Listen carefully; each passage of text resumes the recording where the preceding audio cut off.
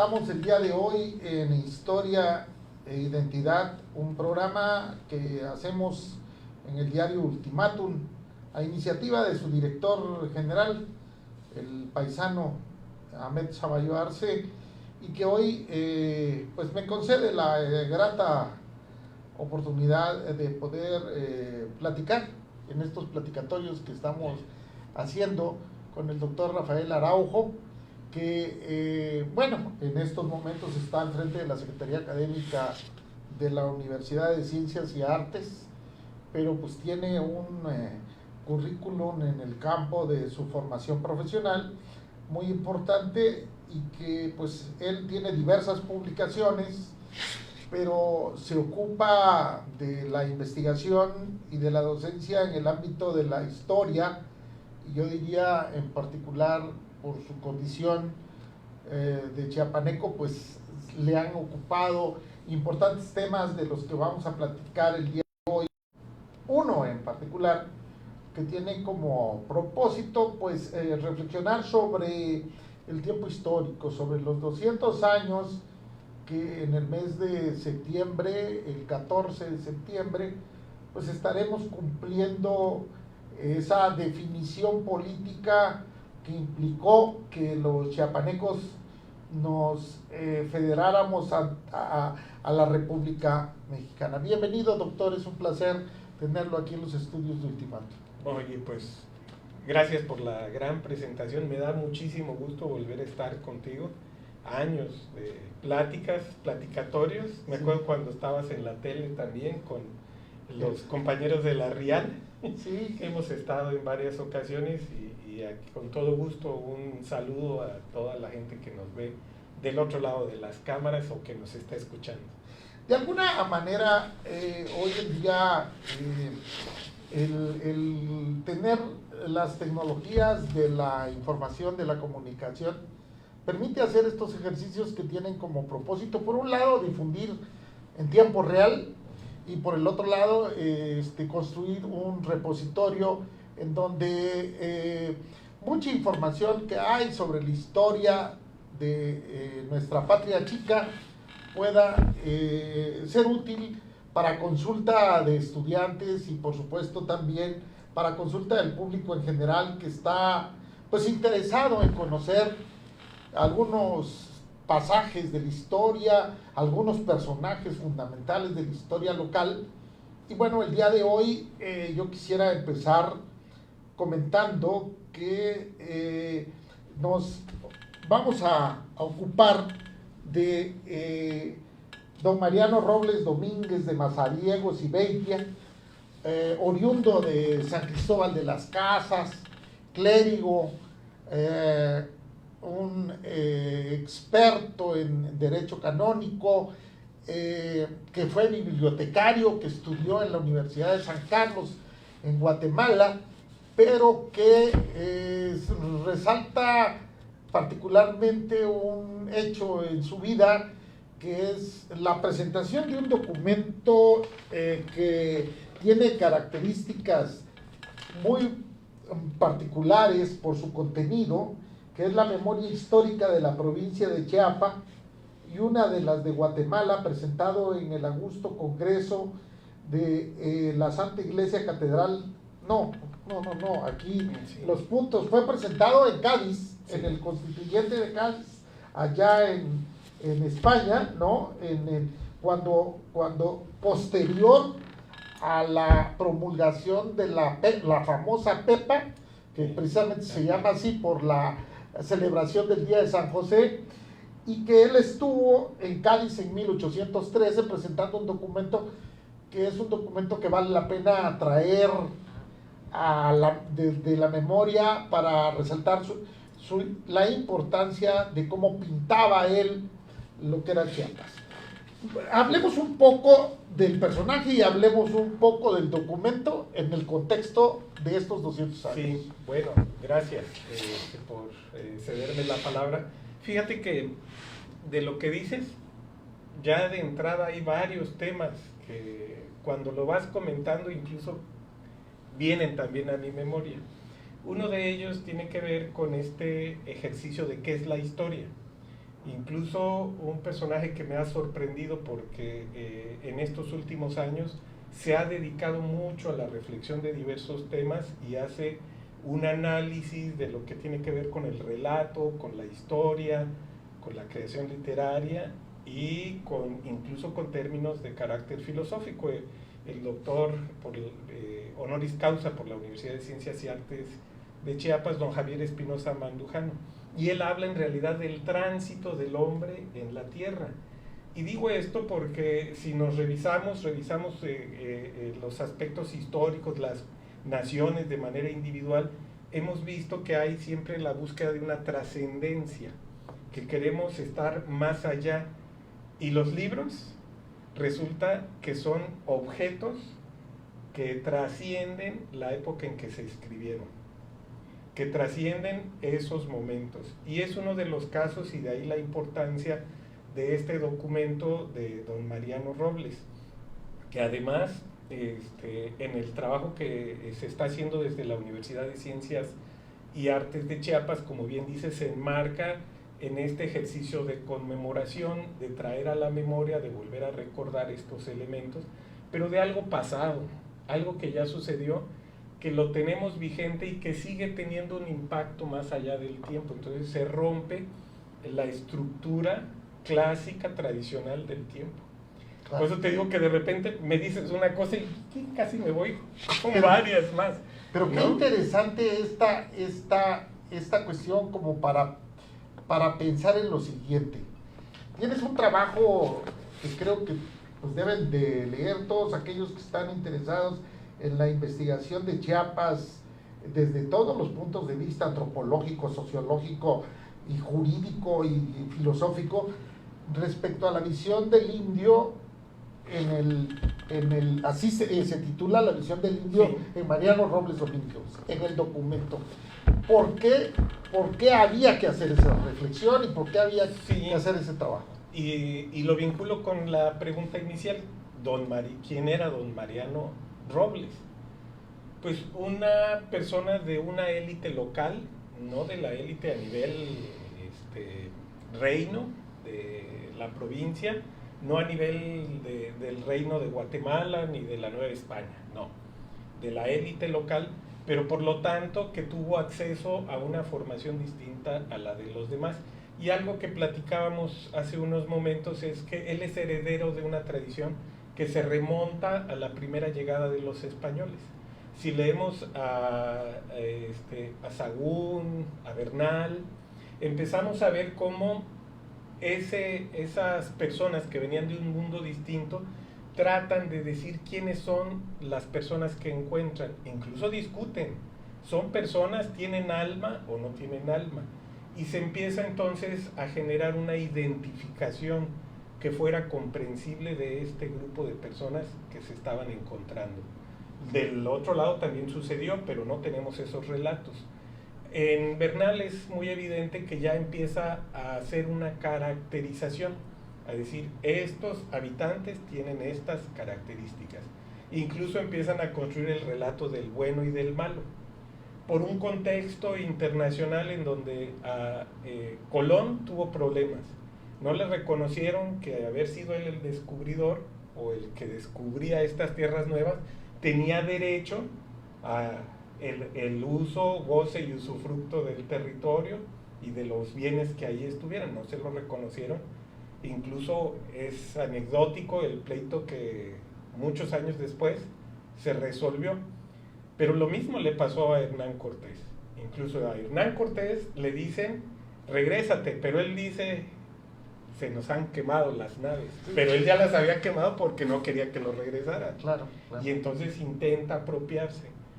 De ahí que ante una visión de los de afuera, los del reino, los de España, los del continente europeo quieren hacerse cargo de algo que no han trabajado, no puede ser. Entonces empiezan a construir una circunstancia ideológica en el sentido de decir, a ver, nosotros los conocemos el territorio que va variando a lo largo de los 3 siglos.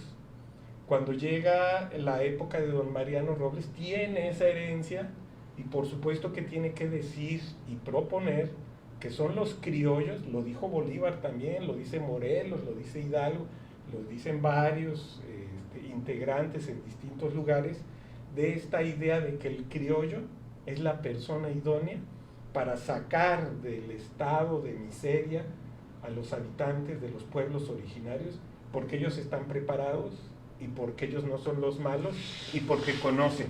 De alguna manera, en su documento, él dice, como diputado provincial, como sí. español que soy, ¿no? Subraya ese elemento y plantea una idea que, con cita a pie de página en su texto, de Antonio de Remesal, que sabemos que es el biógrafo de Bartolomé de las Casas, utiliza un concepto que para nosotros los juristas pues nos inclina a la concepción justnaturalista del derecho, la idea del derecho natural. Sí. Los seres humanos tienen derecho porque son seres humanos. Sí. La dignidad humana merece protección, exista o no exista la norma, confrontada con el positivismo que plantea que el derecho solamente existe cuando la ley lo prevé. Eso está ahí, digamos, de 1545, que bueno, las casas, vamos, a finales del siglo XVI, ya con los escritos, se plantea todo el discurso de los derechos humanos, que por cierto son vigentes hoy en día, pero Mariano Robles Domínguez lo plantea para poder decir que son destinatarios los indígenas de Chiapas a un trato diferente al que venían teniendo de la burocracia que en ese entonces no cumplía con las leyes. Sí, es no solo correcto, sino que va en esta misma línea del discurso de que solo determinados sectores, determinados grupos pueden llevarlos a ese estadio, que también tiene que ver con un ejercicio de su formación religiosa, porque así como un maestro es quien debe de enseñar, un religioso es quien debe de interpretar la palabra de Dios. Luego entonces, para poder sacar de un estadio de circunstancia a los indígenas, tiene que ser determinadas figuras en una clase social específica. Y por supuesto que es heredero de esa tradición. Después de Bernal, también de Sahagún, también la aportación de Fray Bartolomé de las Casas es fundamental, como bien lo señalas. Y es, si nos damos cuenta, en algunos ejercicios de investigación se ha determinado las coincidencias formativas de varios clérigos que estuvieron. Lo que señalabas, Mariano Robles Domínguez estudia como cualquier persona de una élite local en la Universidad de San Carlos en Guatemala. Chiapas en realidad era Chiapa. Chiapa era una provincia del Reino de Guatemala,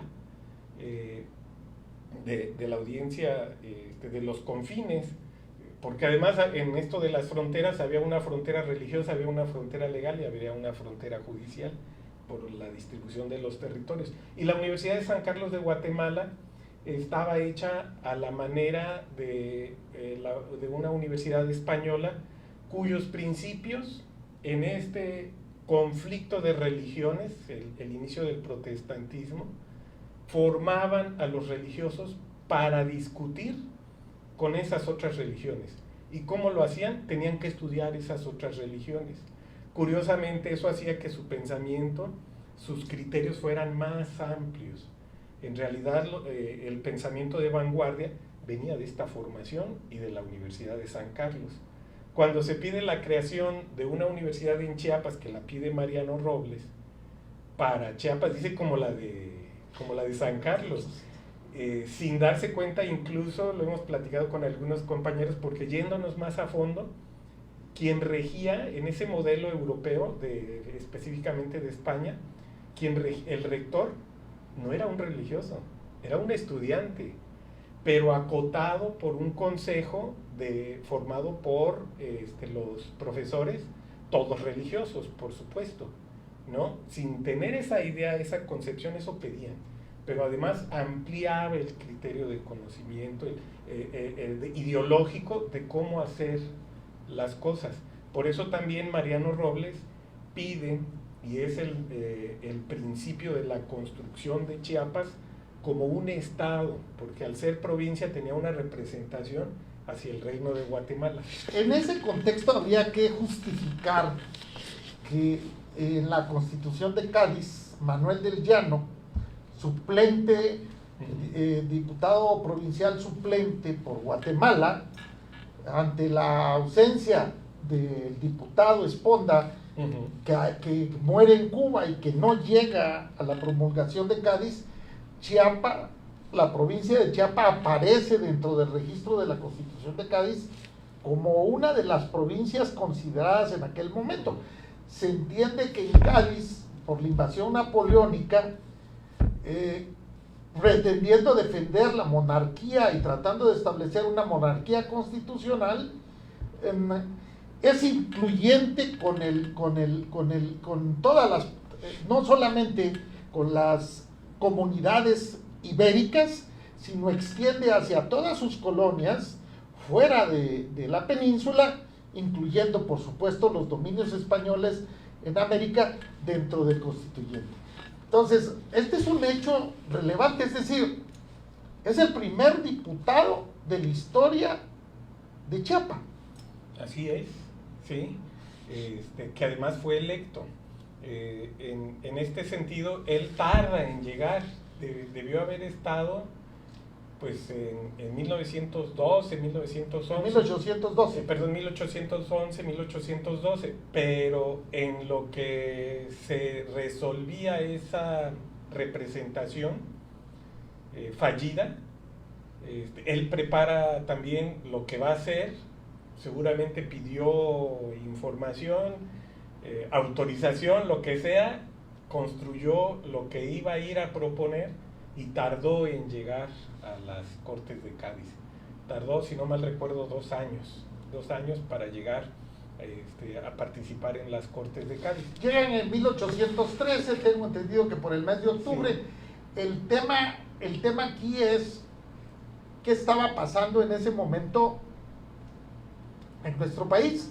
1810, pues de alguna manera se inicia la independencia, no se consuma la independencia, es decir, el contexto en el que se encuentra Mariano Robles Domínguez es ya en alguna manera los españoles de las cortes lo que no querían era que se independizaran sus colonias. Sí, México era Nueva España y tienes razón, pero además habría que precisar 1910 con el grito de Dolores, Miguel Hidalgo, el cura, dice viva Fernando VII. Entonces no es se ha interpretado como el inicio de la independencia, pero no, era un llamado a posicionarnos a favor del rey depuesto por la invasión francesa. Pero en el transcurso, cuando llegamos a 1813, ya el discurso era vámonos por la independencia, porque la estructura de la Nueva España dijo no, nosotros no nos vamos a pelear con el poderoso Napoleón. Napoleón estaba en su apogeo en Francia y dijo no nos vamos a pelear.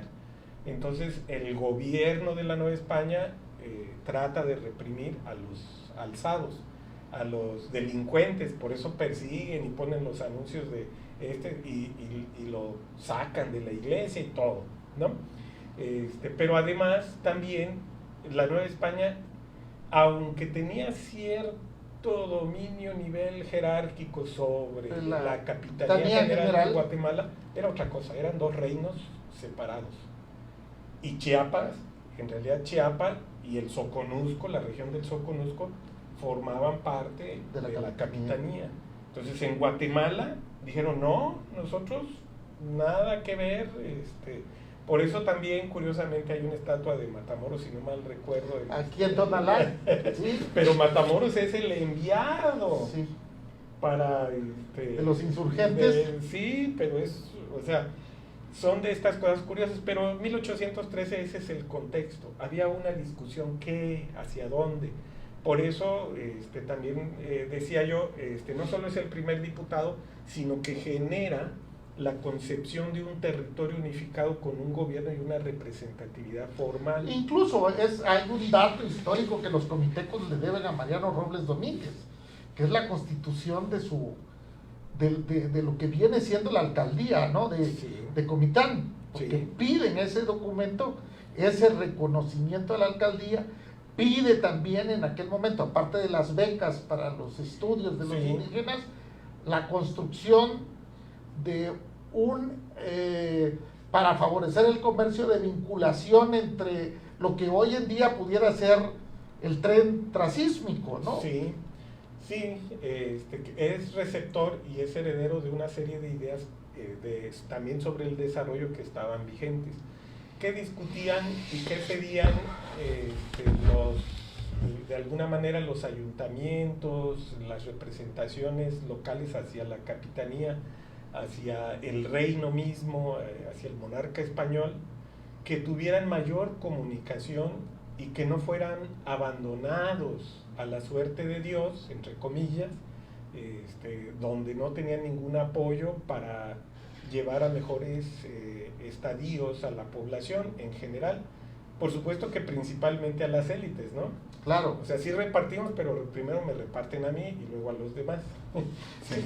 Pero en ese contexto es que se da y se discutía a nivel de la Nueva España la posibilidad de la comunicación. En el caso de Chiapas, lo dice que don Carlos Navarrete, si nos ve por ahí, si se llega a enterar, le mandemos un saludo. Claro, un saludo. Si no, le mandamos el video. Él como arqueólogo, ¿sí? Señala muy bien que las fuentes de comunicación y de comercio, además de que muchas cosas se hacían al lomo de las personas y al lomo de burro o de mula, se hacían por las vías acuáticas sobre los ríos. Claro, todo el saqueo a la selva lacandona. Y una de las peticiones de Mariano Robles es eso, que se autorice y que no les cobren para que se genere riqueza y se pueda distribuir y salgamos de la miseria en la que nos encontrábamos.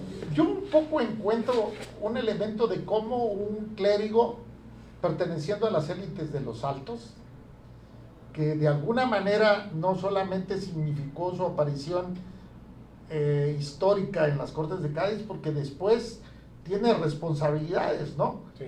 Va a convertirse también en integrante del Congreso de la República, ¿no? Y hay otros datos históricos de una participación política de él. Sí. ¿Por qué Mariano Robles Domínguez, por ejemplo, no admite participar en aquel grupo que califica los resultados del proceso que hace unos días aquí en este mismo foro me decía Juan que había sido el primer ejercicio de participación, pero que había sido una democracia representativa, porque habían votado, ¿sí?, los partidos con el número del censo que tenían. No es que hayan votado niños ni mujeres ni nada, sino que fue una votación por los partidos que en algún momento sabíamos nosotros que los Altos tenía una suerte de diferencia con los liberales de Tuxtla. Sí. Joaquín Miguel Gutiérrez al frente, pero que finalmente había dominado esta élite.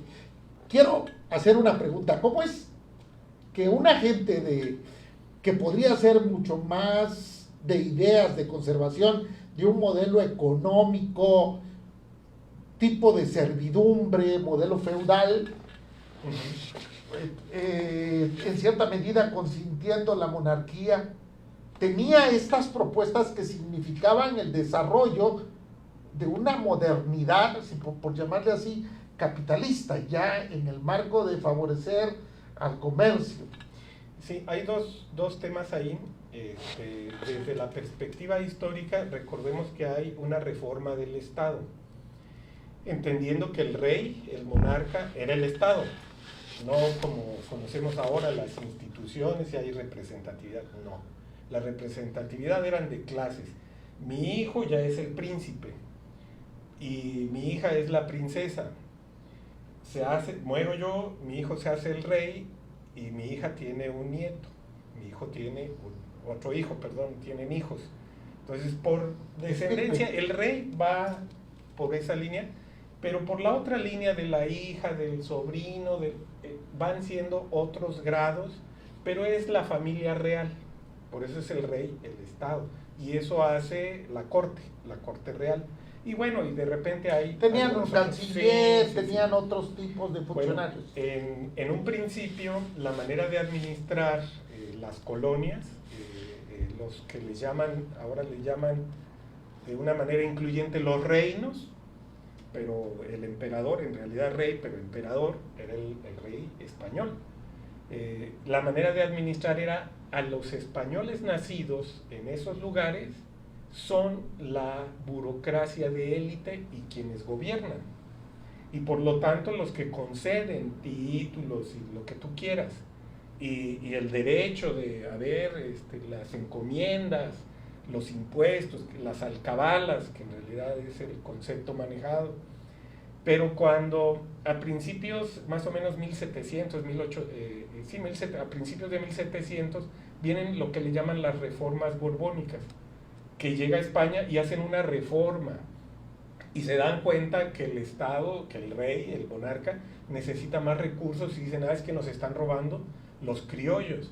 Entonces cambian la administración y son mandados directamente desde España los que llegan a hacer estas administraciones y tienen todo el control económico y político de esos reinos. Entonces genera una resistencia. Yo soy hijo puro de español, pero ya nací aquí, mi papá nació aquí, mi abuelo nació aquí, entonces yo tengo que defender mis derechos porque está viniendo un extraño a desplazarme. Yo soy heredero directo de Mazariegos, conquistó de Tubo a Pedro de Alvarado, y ahora ya no voy a administrar. Entonces una es esa línea, por eso hay como una resistencia. Eso explica cómo un descendiente de Mazariegos da una explicación de que quien vino, quien apaciguó a los Chiapa, quien regresa, quien vuelve a regresar y quien finalmente pone orden y construye Ciudad Real, pues él viene siendo su antecedente. Claro. Y desde el otro, el mundo está cambiando. La potencia en 1500, 1600 es España, pero viene en crecimiento Francia e Inglaterra. Pero Inglaterra incluso genera, lo debes de conocer mejor que yo, las patentes de corso. Sí. O sea, los piratas autorizados a robarle. Sí. ¿Por qué? La reina o los reyes ingleses dicen sí, porque de ahí me das un porcentaje. Claro. Y de esa manera todos felices y contentos. Entonces genera una dinámica que está ahí en conflicto y genera los principios de lo que ahora llamamos la globalización. Pero en realidad es el liberalismo que se instituye y viene un cambio lento, no visible, de una clase social en crecimiento, toda la burguesía. Claro, la Revolución Francesa viene siendo la que alimenta ideológicamente todo esto, que si vemos, pues ya Cádiz ya registra en cierta medida ya ideas liberales, por ejemplo en el tema de los procesos electorales, que se quedan allí. Sí. Ya ese influjo ideológico ya estaba. Eso explica que ese documento de Mariano Robles, para regresar, tuviera, por ejemplo, la descripción del esplendor y el reconocimiento de la cultura maya de Palenque, por ejemplo. Sí, sí, pero está desde Bernal y está en todos los... Decían, es una maravilla. Sí piensan en la discusión de personas con alma o no, tienen capacidad intelectiva, escriben en sus muros, enormes sus esculturas. Ya después con el sesgo religioso, no, es el diablo. Sí, claro, claro. Pero esa es otra cosa. Pero efectivamente sí, el esplendor es ese pasado, nosotros lo conocemos. Yo soy descendiente directo de españoles, pero yo nací aquí, mi abuelo nació aquí, mi bisabuelo, mi tatarabuelo ayudaron a que esto se civilizara, que llegara a Dios, que tuvieran fe en la religión. Y por esa razón, por ejemplo, ¿en dónde quedaban los africanos para Mariano Robles Domínguez en su documento? Ese es bien interesante porque si lo vemos, prácticamente no los menciona. En realidad se aboca a los pueblos originarios e incluso siguen este discurso de los buenos y malos. Los lacandones, que no son los lacandones actuales, son los centales, ¿no? Sí, son llamados lacandones por la resistencia a ser dominados y que se metían en la selva y no podían ser dominados. Entonces ellos eran los malos. Pero los otros, indígenas, que sí de alguna manera aceptaban la religión, aunque tuvieran su ídolo, aunque fueran a rezarle al bosque, pero le hacían caso al sacerdote, tenían un nombre católico y un nombre tradicional, un chulel o un nahual o como se le quiera llamar, son los buenos, porque permitían ser educados a la manera occidental, le llamaríamos ahora, sí, pero en realidad española. Ahora se habla de una tendencia judeocristiana, porque aunque hablamos de los españoles, el rey de España, a la par de el Papa, tenía el derecho, vía un acuerdo con la Santa Sede, a nombrar obispos, lo que no podían hacer otros reyes, porque eran los reyes católicos, porque era la religión católica la que dominaba. Pero esa religión católica son elementos, ahora sabemos, tan es así que hay dos elementos que en este momento me iluminas, que me explica algo. El hecho de que en el documento precisamente donde se firma la Federación de Chiapas aparecen clérigos y militares. Es que allí entramos a la otra parte que es bien interesante, la de la educación. ¿Dónde se formaban? Pues en la iglesia. Los seminarios, los conventos, los párrocos. El concepto de cátedra está vinculado a las catedrales. A las catedrales. Yo, claro, si estaba muy bien formado y había ido a una universidad, porque eran universidades de la iglesia, podía no solo ser doctor, que de ahí viene también nuestra tradición de doctor Marco, doctor Rafael, de ahí viene, pero era por el dominio de alguna área específica relacionada con la religión. Pero yo podía ser el catedrático, que era el responsable de una materia relacionada con la formación religiosa. Porque incluso no es, si lo vemos en los tiempos históricos, desde la conquista hasta el tiempo actual, las plumas que escribieron la historia son fundamentalmente esas fuentes. Sí, así es. Sí, nada más regresando a lo de Mariano, y a lo mejor está vinculado con la pregunta originaria, por eso es que es bachiller. Porque él en su nivel de estudios hasta ahí llegó, pudo haber llegado un poco más alto, pudo haber sido responsable de una cátedra, pero eso le implicaba entonces estar ubicado en una de las capitales importantes, como Guatemala, no solo en la Catedral de Guatemala, sino que también en la Universidad de San Carlos, con una ruptura hacia sus orígenes. Yo supongo, es solo una suposición, que son de las cosas que valoro, y dijo, no, mejor regreso a San Cristóbal a hacer mi trayectoria, a desarrollarme, a diferencia de un lugar que, aunque formamos parte de la capitanía, es otra cosa también, y hay otros grupos y hay otras élites que están ahí establecidas, ¿no? Por eso también pide la creación de una universidad dentro de este libro. Te platicaba también, a ver, no sé si quieres que vayamos por ahí, pero te platicaba que el libro en realidad no es el discurso que pronuncia ante la Corte de Cádiz, sino que era una práctica como ahora los diputados que llevan una propuesta, para que haya un consenso, primero la circulo. Es decir, esta memoria, que pues es un documento que obviamente ha merecido, en términos de historiador, el análisis de muchos. Rodrigo Núñez, en paz descanse, creo que hizo una edición del documento por la Universidad, la UNACH, y ese documento sé que muchos lo han comentado a nivel de artículos, ¿no?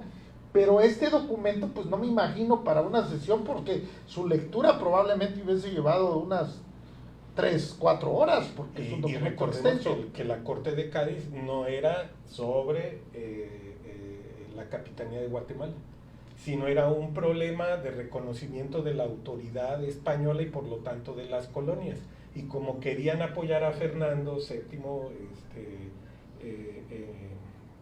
depuesto, separado del cargo por las fuerzas francesas, en realidad buscaban apuntalar al rey, y para tener legitimidad tenía que ser de todos Claro, los reinos. De alguna manera, en Cádiz, comentaba contigo, doctor, hace unos momentos que tuve la posibilidad de estar en el 2015 allá, y están señalados los constituyentes que estuvieron durante la promulgación de la Constitución de Cádiz. Obviamente no aparece el diputado provincial de Chiapas con algún letrero de dónde vivía, porque prácticamente digamos que la temática turística de quienes visitan Cádiz, aparte de degustar todo lo que ofrece, por supuesto, porque es como dijera Sabina, un puerto de mar, sí.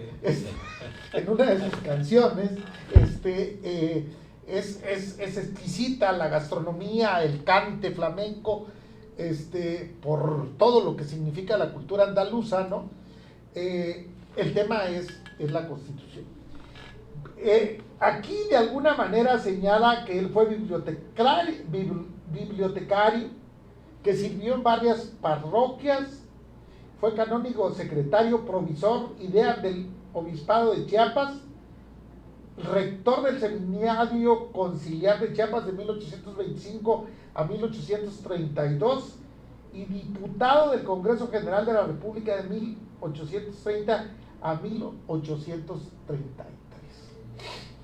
Por eso cuando la federación, él decide no participar, igual que Joaquín Miguel Gutiérrez, en el conteo, pues. Sí, porque en la conformación en el imaginario de qué se quería para Chiapas, en ese momento lo que se quería era, por eso hablaba de la conformación del Estado. Primero, el reconocimiento de la provincia como una diputación formal, integral, para no ser ahora diríamos, para no tener un diputado local, sino tener el diputado federal o el senador federal. Es el antecedente de la representación, si lo vemos de manera lineal, es el primer antecedente de lo que fue la representación de ya la entidad federativa, pasando por supuesto el imperio de Iturbide, que ya lo habíamos comentado, ¿no? Todo este proceso para finalmente llegar a ese estado donde Chiapas quedó en esa disyuntiva, si de incorporarse a la República Mexicana, a las centroamericanas, o finalmente constituir una república independiente. Así es. Pero además ahí se da un fenómeno muy curioso. Cuando él va de representación, la élite dominante para la provincia de Chiapas, sin la S todavía, es San Cristóbal. Comitán tiene su importancia y Tuxtla no como pueblo, como comunidad, como ciudad, sino como región, tiene su importancia. Recordemos que incluso San Bartolomé de los Llanos decayó, llegó a ser muy importante, al igual que Chiapa de Corzo, pero en ese momento, económicamente y políticamente, religiosamente, es San Cristóbal. Claro. Pero después ya no. En el momento de la independencia, tanto Comitán como Tuxtla como San Cristóbal están peleando. No, yo soy el bueno, yo sé por dónde voy. Llega un momento que la coalición Tuxtla-Comitán es muy importante. Es muy fuerte. Y casi desplazan a San Cristóbal, y entonces es donde dice, seguramente en la reflexión de Mariano, de don Mariano, que en paz descanse, dice, pues no es mi momento. Pero años después, tranquilizadas las aguas, ya en México, pues sí, ¿por qué no? Porque de alguna manera triunfa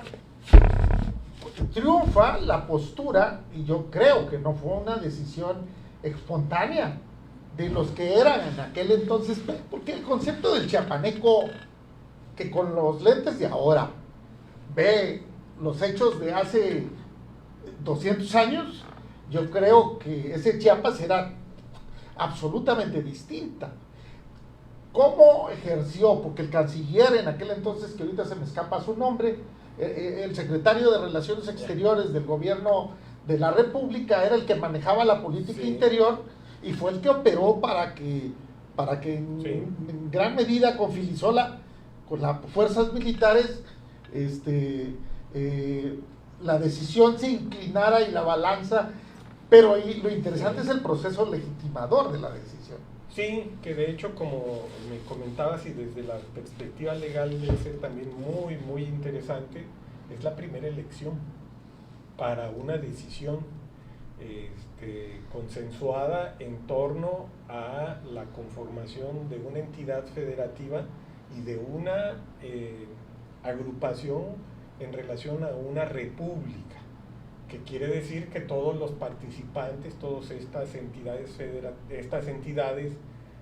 estos estados, toman la decisión de conformar algo más grande y es una república. Por eso, lo que platicábamos, es el nacimiento de México como lo conocemos ahora. Cuando nos han dicho es que Chiapas se incorporó, no, somos fundadores en la Constitución del 24, que además es de octubre, no de septiembre, es de octubre, el primer estado que aparece es Chiapas. Claro, pero además en la Constitución de la Patria, y no de la Nación Mexicana, y ya vámonos al territorio de la identidad, por supuesto, nosotros fuimos educados, la generación de allá de los años 60, en la educación pública nacional. Vamos, si pensamos que al triunfo de la Revolución Mexicana, el espíritu y toda la gestión del nacionalismo revolucionario, ¿no?, nos fue educando bajo el concepto de la bandera mexicana, el himno nacional, el concepto de la patria chica, por la determinación geográfica y por la acendrada cultura de localismo o de localidad, plantea toda una identidad del ser de Chiapas. Híjole. Ahí es está bien complicado porque, como hemos platicado, incluso platicando con el rector, el maestro Juan José Solórzano de la UNICACH, decíamos que pues es como y él lo utilizó en un trabajo de divulgación que salió en la televisión, Los Colores de Chiapas. Sí, precioso. Porque no es uno. Sí lo tratamos de sacar estos elementos, todo, a ver, ¿dónde están esas características que se reproducen en todos y cada uno de los chiapanecos? Para poder hablar de la identidad de Chiapas. Pues resulta que uno de los elementos es la diversidad. Curiosamente somos muy diversos. ¿Ese sería el elemento identitario? Uno de tantos, porque bueno, es uno de tantos, porque también tiene que ver con la conducta. En aquellos años, un poco con lo de Mariano Robles, se pensaba también en la descripción física. Por eso las castas. Por eso las razas, ¿no? Y que nos llegó todavía hasta el siglo XX.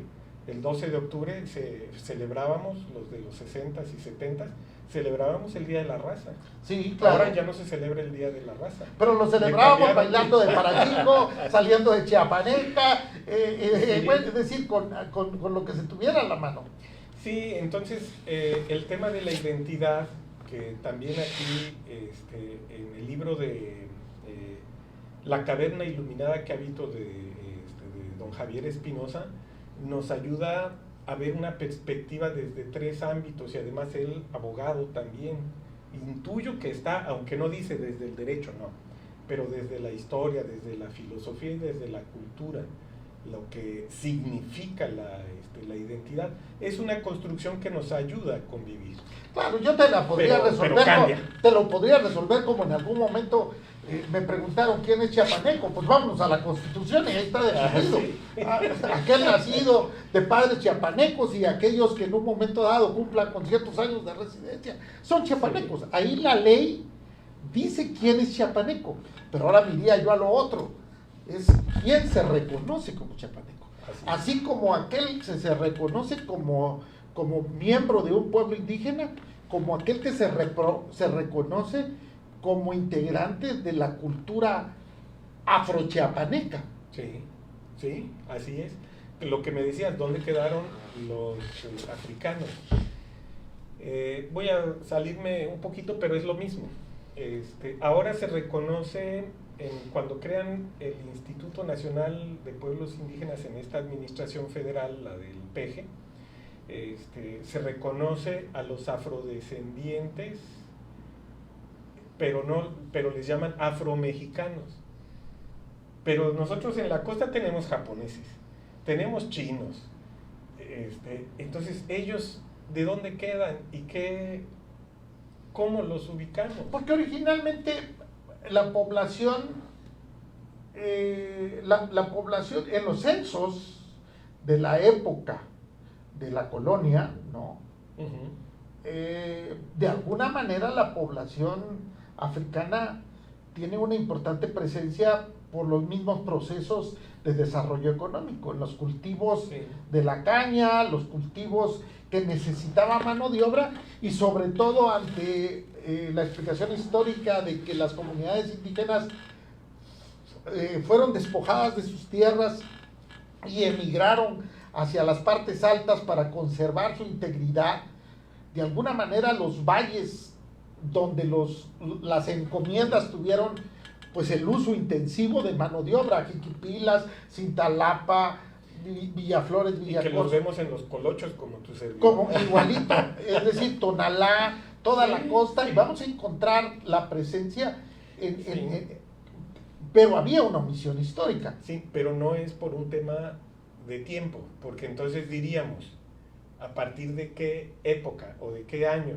Porque fue en la colonia. No, desde la conquista. Sí, no, por eso. Pero ayer veía vaca, pero ya tenemos cabeza de vaca, estaba viendo la película, sí, y ya venía dentro del conquistador. Sí, pero tenemos a los japoneses que tienen más de 100 años. No caigamos en ese, yo sugeriría no caer en ese esquema como lo tiene la cuestión del patrimonio. Es arqueológico hasta tal año y después es artístico, okay, contemporáneo. No, son procesos que tienen, bueno, sí, el dato demográfico está en función de los censos históricos, de los documentos históricos, porque describían en los documentos históricos, los clérigos, sí describían la cantidad de personas de razas, de castas, y en esa medida se ve la presencia del mundo africano pronunciada en cierto periodo, pero obvio, en este momento es imposible, es imposible, porque yo acabo de detectar un dato de algo que voy a escribir. No me lo digas porque me lo fusilo. No te lo voy a comentar, pero el dato es de alguien que jurídicamente no podía tener tierras, porque la Constitución lo prohibía que los extranjeros tuvieran tierras, y era un alemán que tuvo tierras en Villaflores. Sí, pues eso también. Y es histórico. Ese dato es histórico. Pero sí es histórico, en el sentido, por eso yo solo hacía la aseveración de no ponerle fecha, porque podríamos, incluso ahora en términos del estudio de la historia, se habla historia de la vida cotidiana. Sí. Entonces lo que pasó ayer y antier ya es parte de la historia. Entonces para la construcción de la identidad siempre nos remiten también a una memoria. Pero por eso decía de don Javier, lo que dice don Javier es que el pasado ya no existe. Ya el pasado ya fue. Y el futuro tampoco, es algo que imaginamos. Entonces es una constante, es como la noticia. Sí. Vamos, la volatilidad, lo que le llama la transitoriedad de una afirmación en la dialéctica de las contradicciones. Pues son procesos hoy donde el movimiento de las poblaciones está creando un sinfín de nuevas relaciones culturales. Vamos, se está construyendo una nueva diversidad. Sí, sí. Hoy Chiapas es una nueva diversidad. Entonces, ¿dónde está la chiapanequidad? Sí, nada más termino la idea también de lo del pasado, porque tú y yo, por ejemplo, estuvimos en un programa de televisión, en varios, pero en uno. Tú lo recuerdas de una manera y yo de otra. Claro.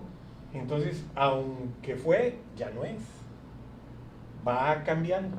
Entonces sí hay que tener cuidado, sí es un elemento importante en la construcción de la identidad, pero en la construcción de la chiapanequidad no es tan simple, por eso te decía...